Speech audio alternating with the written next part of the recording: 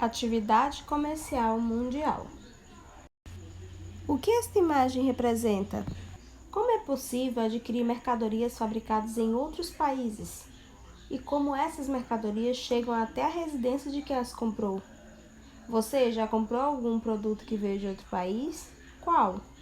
Neste capítulo, a gente estudará sobre a Organização do Comércio Mundial, os órgãos regulamentadores e os grupos de países organizados em blocos.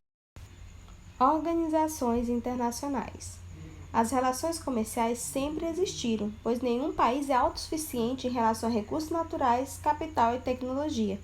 Portanto, é necessário manter um fluxo comercial com outros países. Com a evolução dos meios de produção, a complexidade do fluxo comercial se intensificou e foi necessário criar organizações internacionais com a finalidade de administrar esse fluxo. A Organização Mundial do Comércio, OMC, o Fundo Monetário Internacional, FMI, e o Banco Mundial são algumas instituições relacionadas a atividades comerciais. Organização Mundial do Comércio. Ela é uma agência da ONU e é formada por 164 países membros e 23 países observadores e tem como objetivo regular o comércio internacional. Ela é organizada com a seguinte estrutura: Conselho Geral, Secretariado, Conferência Ministerial e órgãos diversos. O Conselho Geral é formado por um representante de cada país membro e é responsável por fiscalizar o Conselho do Comércio de Mercadorias, o Conselho do Comércio de Serviços e o Conselho de Aspectos dos Direitos de Propriedade Intelectual relacionado ao comércio. O secretariado ele é composto de um diretor-geral e vários diretores técnicos. O diretor-geral ele é nomeado pela Conferência Ministerial. A Conferência Ministerial ela é composta de representantes de todos os países membros e é responsável pelas decisões referentes a qualquer tema e acordo. O órgãos diversos ele é responsável pela solução de controvérsias, revisão de políticas comerciais, Comitê de Comércio e Ambiente, Comitê de Orçamento, Finanças e Administração, entre outros. A sede da Organização Mundial do Comércio ela se encontra em Genebra, na Suíça. As reuniões que são feitas são chamadas de rodadas ou rondas, com períodos diferentes de debate. A última reunião realizada foi a rodada de Doha, que teve início em 2001 e ainda não foi finalizada. De lá para cá, ela teve 7 encontros, que o último foi em Bali, na Indonésia, em 2013. A rodada de Doha defende a retirada de barreiras comerciais, que seriam aqueles impostos ou taxas definidas pelos países para mercadorias fabricadas em outros países, e também subsídios agrícolas, que seria a diferença entre o preço pago pelo governo na compra do produto e o preço real no mercado, tanto nacional quanto exterior. E por ela abordar essas questões tão polêmicas, ainda não foi finalizada. Banco Mundial. Ele é um órgão das Nações Unidas. Além de disponibilizar auxílio financeiro aos países membros, ele capacita-os a formar parcerias com seus setores públicos e privados. Ou seja, ele elabora planos e dá assistência embasada em estratégias para minimizar e diminuir a pobreza. Ele é mantido pelos países membros e o poder de voto varia de acordo com o número de ações. Em 2010, o poder de voto ele foi revisto para que os países em desenvolvimento tivessem maior participação nas decisões. Os principais acionistas são os Estados Unidos, com 16,41% dos votos, o Japão, com 7,87%, a Alemanha, com 4,49%, o Reino Unido, com 4,31% e a França, com 4,31% também. Os demais votos estão distribuídos entre os demais países membros. O Brasil participa com 2,23% dos votos.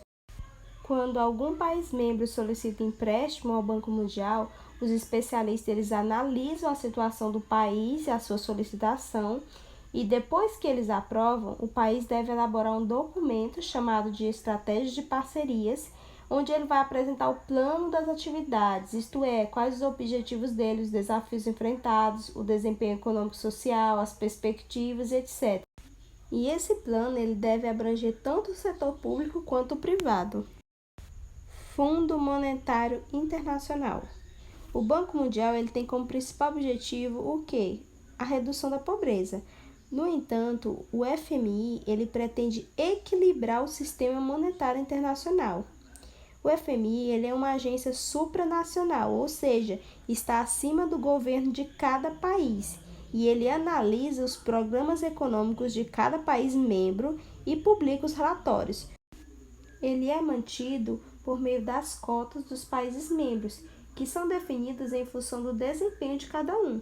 O poder de voto é proporcional à contribuição, e os Estados Unidos da América são responsáveis por 17,69% das contribuições, portanto, são também o país com maior poder de voto.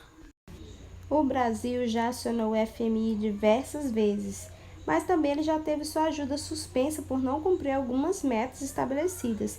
Em 2005, o Brasil quitou a dívida que tinha com essa instituição, apesar dele continuar com a dívida externa, pois solicitou empréstimos de outras instituições internacionais e outros países e outros bancos estrangeiros. Blocos econômicos.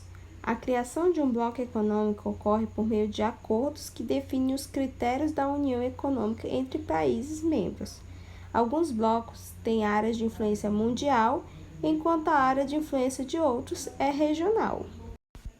Independentemente da categoria do bloco econômico, essa instituição não deve interferir nas decisões tomadas por cada governo nos seus respectivos territórios.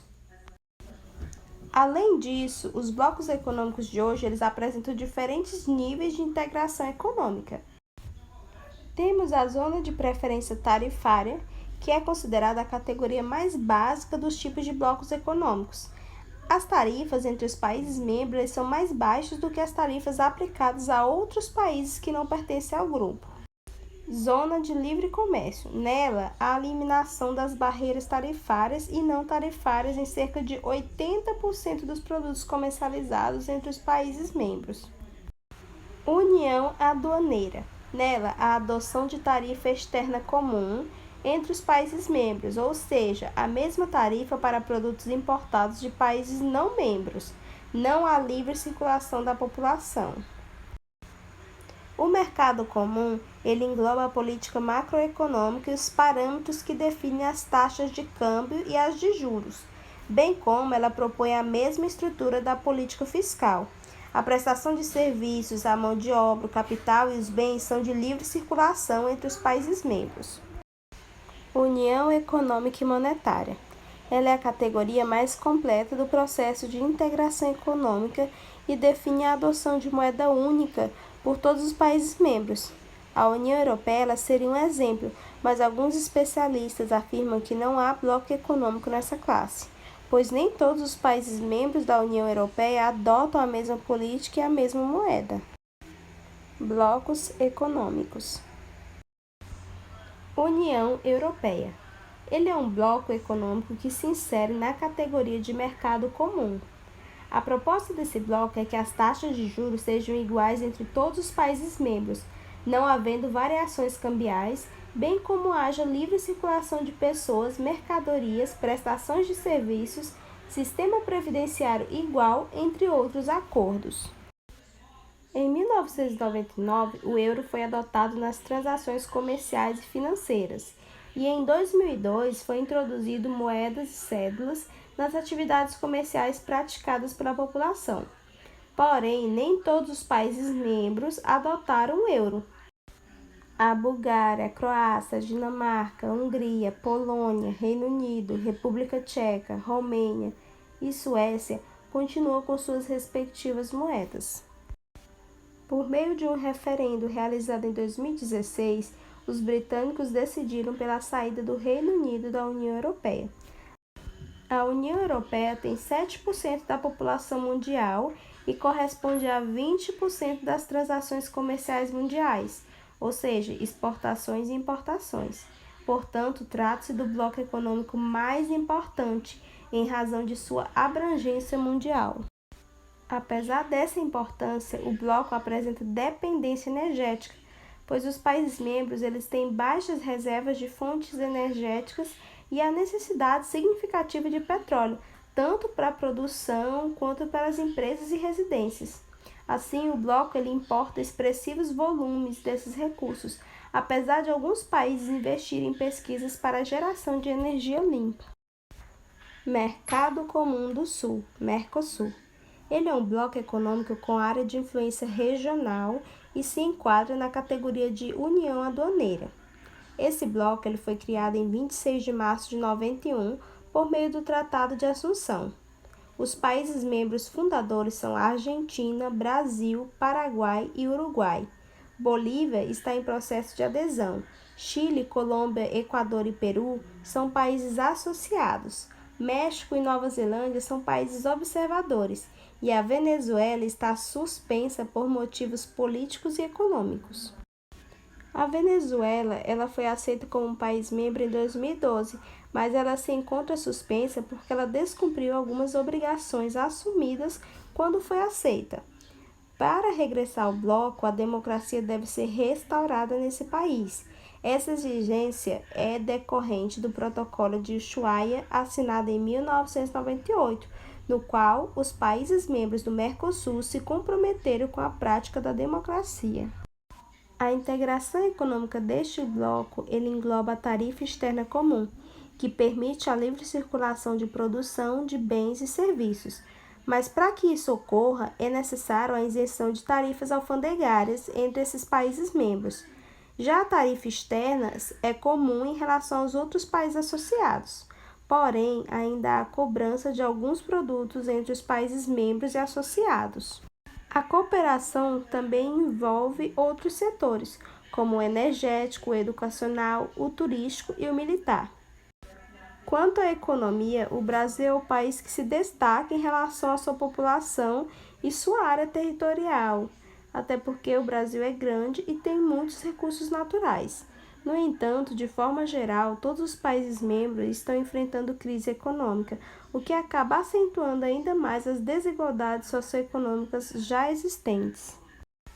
BRICS.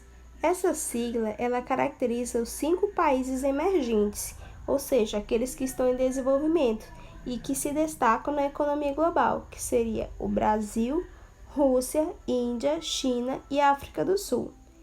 Esse termo foi criado em 2001. O BRICS não é um bloco econômico, mas ele indica economias que podem se destacar no mercado mundial. Especialistas interpretam que o grupo mantém diálogo devido à vontade política de cooperação, já que eles não são uma instituição formal com estrutura legalizada e fundo de financiamento para as atividades. Dê uma observada no infográfico com os números e os fatos.